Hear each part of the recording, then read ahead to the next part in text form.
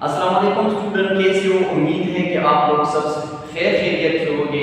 Student, कल हमने बहुत डिटेल के साथ पाइलम आर्थ्रोपोडा को कर दिया है, लेकिन इसमें एक कैरेक्टरिस्टिक बाकी रह गया था। वो क्या है? मेटामॉर्फोसिस इन आर्थ्रोपोडा। पाइलम आर्थ्रोपोडा का ही टॉपिक है, पार्ट बी है।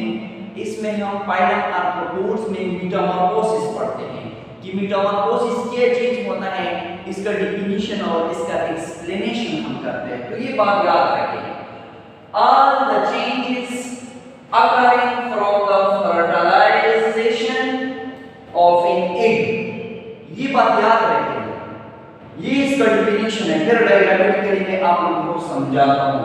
all the changes occurring from the fertilization of an egg to the formation of an adult are collectively called metamorphosis।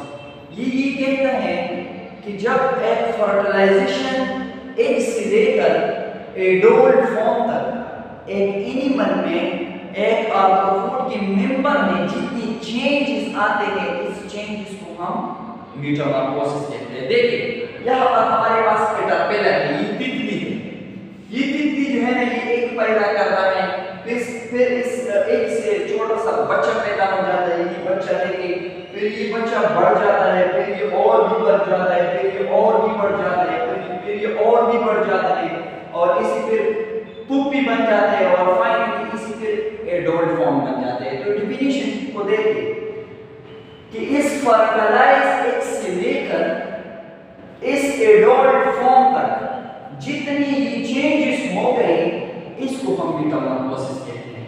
अभी देखिए, ऑल द चेंजेस occurring, तमाम जो हमारे पास तब्दीलियां होती है from the fertilisation of an egg, इस फर्टिलाइज एग से लेकर from the fertilisation of an egg to the formation of adult, जब तक ये एडल्ट फॉर्म दोबारा बन ना जाए, इस फर्टिलाइज एग से लेकर एडल्ट फॉर्म तक कलेक्टिवली कॉल्ड मेटामॉर्फोसिस। इस सारे को हम टुगेदरली हम इसको मेटामॉर्फोसिस कहते हैं। आसान लफ्जों में बात ये है कि जब तितली एक पैदा कर देता है और इससे फिर बच्चा पैदा हो जाता है, और ये बच्चा एडल्ट जैसा नहीं होता है, फिर ये बच्चा थोड़ा आहिस्ता आहिस्ता चेंजेस के जरिए, स्टेजेस के जरिए ये एडल्ट फॉर्म को इख्तियार करता है। इस चेंजेस को हम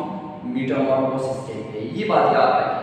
अभी इस डायग्राम में आप देखिए, ये एडल्ट फॉर्म है और ये इसका एग है। ये बात याद रखें, ये फर्स्ट स्टेज ऑफ लार्वा है। ये जो मैंने ड्रा किया है यहाँ पर, ये बच्चा, ये लार्वा है।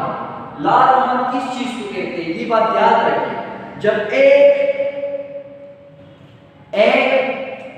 एनिमल या एक एनिमल लेते हैं, वो बच्चा पैदा कर देता है। अगर वो बच्चा अपने पेरेंट जैसा नहीं है, वो कोई और शक्ल में है, तो ये लार्वा है, ये लार्वा स्टेज में है।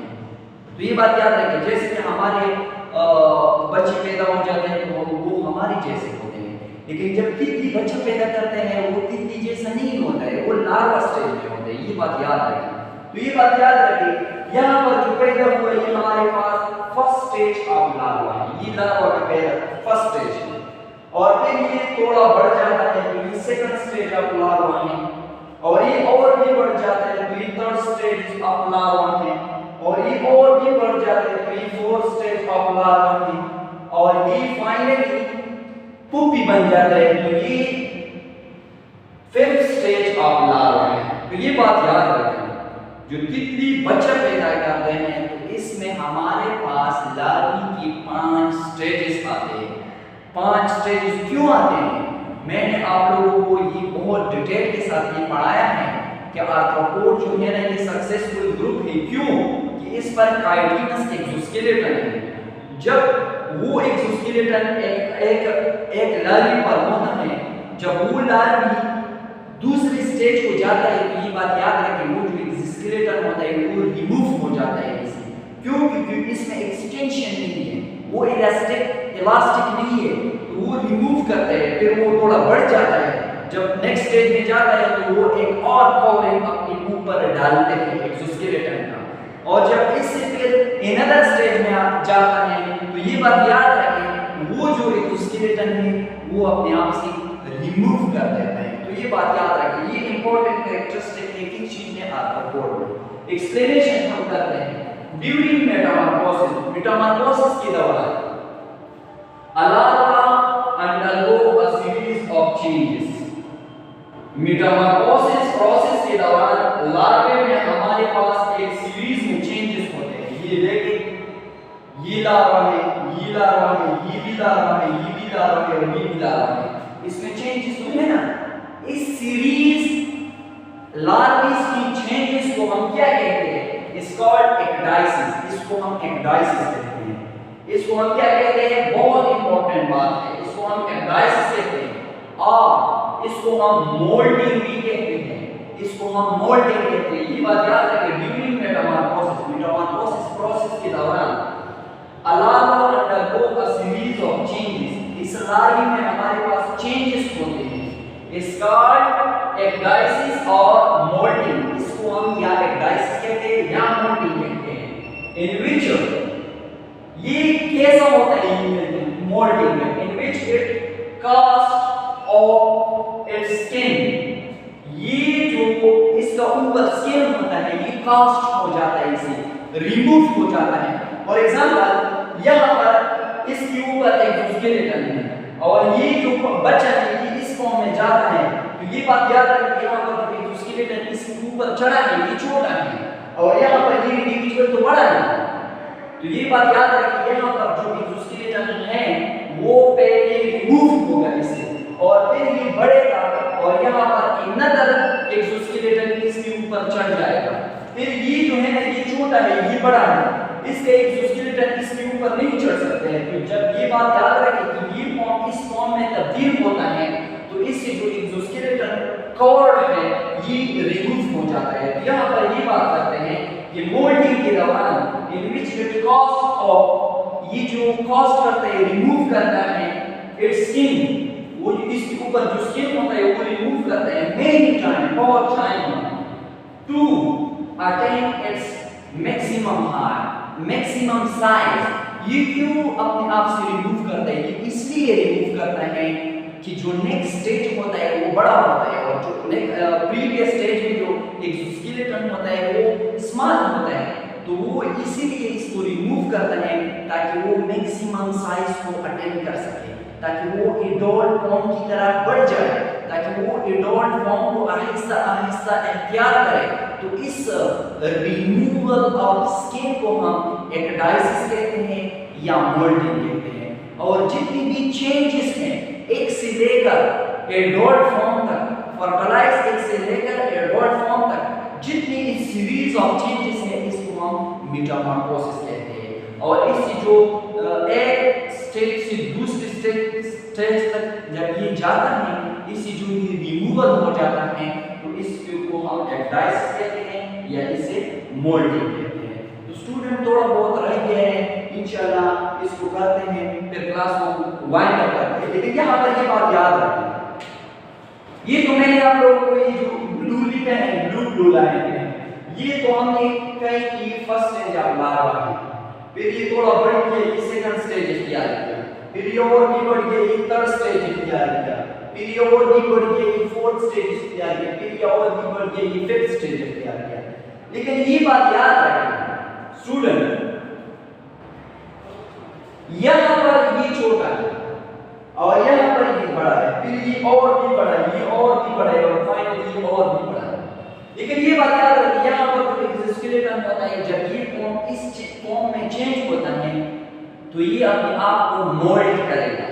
ये जो स्किन है ना एक्सोस्केलेटन इससे रिमूव हो जाता है। तो ये बात याद रखिए यहाँ पर मैंने लिखा है फर्स्ट मोल्ड, इन स्टेज के दौरान ये फर्स्ट मोल्ड हो गया, यानी पहली बार ये जो एक्सोस्केलेटन है ये रिमूव हो गया। फिर जब इस फॉर्म से इस फॉर्म तक जाता है तो यहाँ पर सेकंड मोल्ड होता है, सेकंड बार ये स्किन रिमूव हो जाता है। फिर जब ये फॉर्म इस फॉर्म से इस फॉर्म को चेंज होता है तो ये थर्ड मोल्ड यहाँ पर जरूर होता है। भी जब ये फॉर्म इस फॉर्म को चेंज होता है तो ये फोर्थ मोल्ड होता है, यानी फोर्थ बार ये स्किन रिमूव होता है। फिर जब ये इस फॉर्म में जाता है तो ये बात याद रखिए, ये फिफ्थ यानी 5 बार भी इस स्किन को रिमूव करता है। तो ये बात याद रखिए, इसको हम फिफ्थ मोल्ड कहते हैं। स्टेज और मोल्ड में फर्क है, ठीक है। स्टेज हम इसको कहते हैं, ये स्टेज और इस दोनों के दरमियान जो रिमूवल ऑफ स्किन हुआ है इसको हम फर्स्ट मोल्ड कहते हैं। तो ये बात याद रखें। इंशाल्लाह क्लास को आगे कंटिन्यू करते हैं। अगर आप लोगों को ये वीडियो पसंद आए तो बराए मेहरबानी करके हमारे चैनल को सब्सक्राइब करें और बेल आइकन को जरूर दबाएं ताकि हमारी नई इंफॉर्मेशन आप लोगों तक मिल जाए।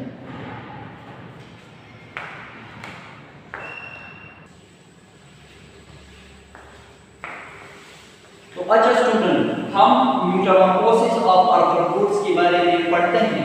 तो ये बात याद रखें, यहाँ पर हम डायग्राम में भी आप लोगों को ये पढ़ाया।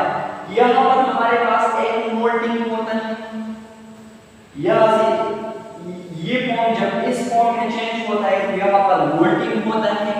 मोल्डिंग को एक और भी नाम से पुकारा जा सकता है, इसको हम क्या कहते हैं, इसको हम एक्डाइसिस कहते हैं।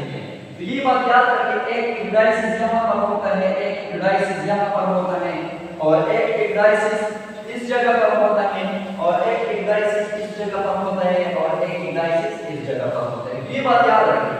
अगर हम इस डायग्राम की मदद से आप लोगों को ऐसा करें कि ये एक एक्डाइसिस है यहाँ से लेकर यहाँ, ये देखें, ये एक्डाइसिस नंबर 1, ये फॉर एग्जांपल एक्डाइसिस नंबर 2।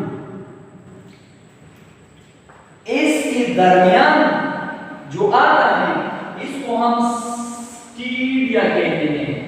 क्या कहते हैं? स्टीडिया, या सिंगल को हम स्टीडियम कहते हैं। तो ये बात याद रखें, 2 एक्डाइसिस के दरमियान जो आता है इसको हम क्या कहते हैं? स्टीडिया कहते हैं। तो ये बात याद रखें।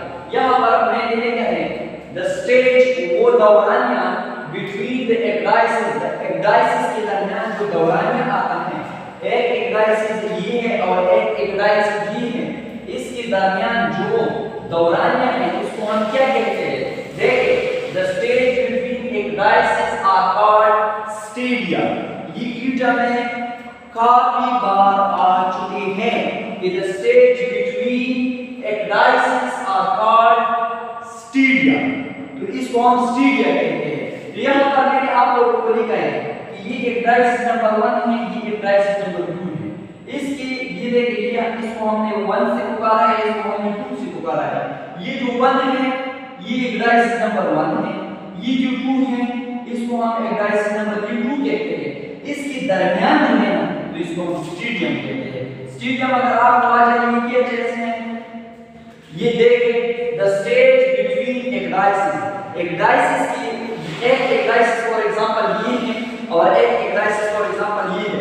इसके दरमियान जो स्टेज है इसको हम स्टीडियम कहते हैं, या स्टीडियम हमारे पास सिंगुलर है और ज्यादा को हम स्टीडिया कहते हैं। तो ये बात याद रखें, the stage between ecdysis are called stadium. अब ये देखिए,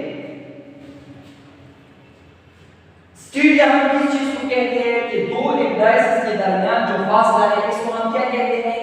स्टीडिया या स्टीडियम कहते हैं। अगर हमारे पास 1 स्टीडिया है और 2 एक्डाइसिस है, फॉर एग्जांपल ऐसे देखिए, ऐसे देखिए हमारे पास ये एक एक्डाइसिस है और ये यहाँ पर ये दूसरा एक्डाइसिस है, ये एक एक्डाइसिस है, ये दूसरा एक्डाइसिस है और इसके दरमियान जो है इसको हम स्टीडियम कहते हैं। तो ये बात याद रखिए, 2 एक्डाइसिस यहाँ से लेकर यहाँ से, 2 एक्डाइसिस 1 स्टीडिया, 2 एक्डाइसिस एंड 1 स्टीडिया, इसको हम इंस्टार कहते हैं, इंस्टार कहते हैं। ये बात याद रखें। तो ये बात इंस्टार और एक्डाइसिस में आपने गलत नहीं होना है। हम स्टेडियम और इंस्टार के बारे में आपने गलत नहीं होना है कि दो एपिडाइसिस के दरमियान जो हमारे पास दौरानिया है, जो स्टेज है, इसको हम स्टीडिया कहते हैं। अगर दो एपिडाइसिस हो और एक स्टेडियम हो तो इसको हम कलेक्टिवली इंस्टार कहते हैं। क्या कहते हैं इसको हम कलेक्टिवली? इंस्टार कहते हैं। तो ये बात याद रखें, एनी स्टेडियम, जो स्टेडियम आप लेते हो बिटवीन टू एपिडाइसिस, लेकिन एपिडाइसिस दो होंगे, और टर्म इज इंस्टार, इसको हम फिर क्या कहते हैं? इंस्टार कहते हैं। ये बात याद रखें। द फाइनल इंस्टार आर एडोल्ड, और जो फाइनल इंस्टार है वो ये एडोल्ड हो।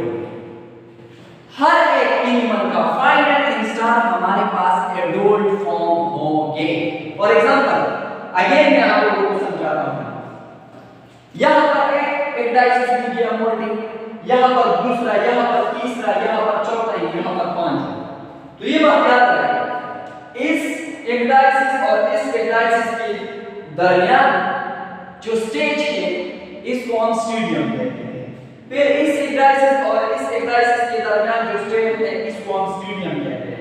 फिर इस एपिडाइसिस और इस एपिडाइसिस के दरमियान जो स्टेज है इसको हम स्टेडियम कहते हैं। फिर इस एपिडाइसिस और इस एपिडाइसिस के दरमियान जो स्टेज है इसको हम स्टेडियम कहते हैं। फिर इस एपिडाइसिस और इस एपिडाइसिस के दरमियान जो स्टेज है इसको हम स्टेडियम कहते हैं। लेकिन देखिए, इस एपिडाइसिस और एक स्टेडियम, इसको हम इंस्टार कहते हैं।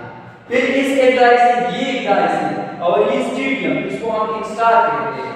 ये एपिडाइसिस और ये स्टेडियम, इसको हम इंस्टार कहते हैं। ये एपिडाइसिस और ये जो हमारे पास स्टेडियम है इसको हम इंस्टार कहते हैं। फिर ये एपिडाइसिस और ये एपिडाइसिस इसके दरमियान स्टेडियम, इसको हम इंस्टार कहते हैं। और फाइनल जो इंस्टार है इसको हम एडोल्ड फॉर्म कहते हैं। तो ये बात याद रखें, इसमें आपने बिल्कुल कंफ्यूज नहीं होना है। मैंने यहाँ पर डायग्राम की मदद से आपको ये समझाया है। फॉर एग्जांपल, ये एपिडाइसिस नंबर 1 है, ये एपिडाइसिस नंबर 2 है। इसके दरमियान जो स्टेज आता है इसको हम स्टेडियम कहते हैं। स्टेडियम सिंगुलर है और प्लूरल इसका स्टेडियम है। फिर हमारे पास अगर दो एपिडाइसिस हो, वन स्टेडियम हो, इसको हम इंस्टार कहते हैं। तो ये बात आप याद रखें।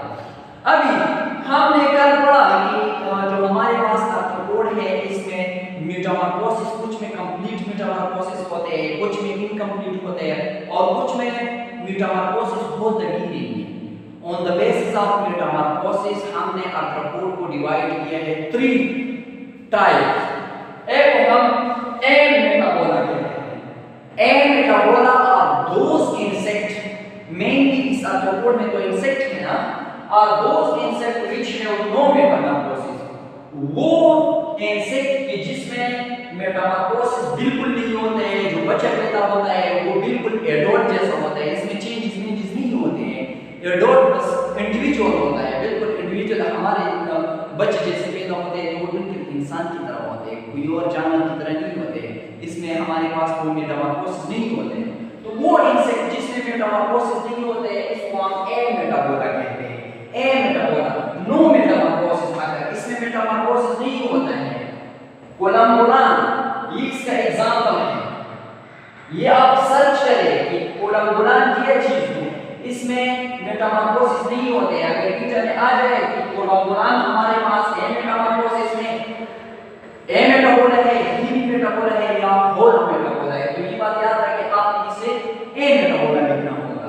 तो ये कोलम्बुलान जो हमारे पास है इसमें हमारे पास मेटामॉर्फोसिस नहीं होता है। And other primitive wingless insect, वो इंसेक्ट मेनली जिसमें विंग्स नहीं होते हैं, जिसमें हमारे पास पर नहीं होते हैं, वो मेनली हमारे पास एमेटाबोला होते हैं, इसमें मेटामॉर्फोसिस नहीं होते हैं। तो ये इसकी एग्जांपल है कोलम्बुलान है, और मेनली हमारे पास विंगलेस इंसेक्ट्स हैं। वो इंसेक्ट जिसमें मेटामॉर्फोसिस नहीं होते हैं, नो मेटामॉर्फोसिस, तो इसमें हम एमेटाबोला कहते हैं। हीमीटाबोला नाम से जाहिर है, हीमी मीन आधा, जिसमें इनकम्प्लीट मेटामॉर्फोसिस होता है, इसको हम हीमीटाबोला कहते हैं। Those insect in which incomplete metamorphosis अगर, जिसमें हमारे पास इनकम्प्लीट मेटामॉर्फोसिस होते हैं, incomplete metamorphosis take place is called hemimetabola, इसको हम हीमीटाबोला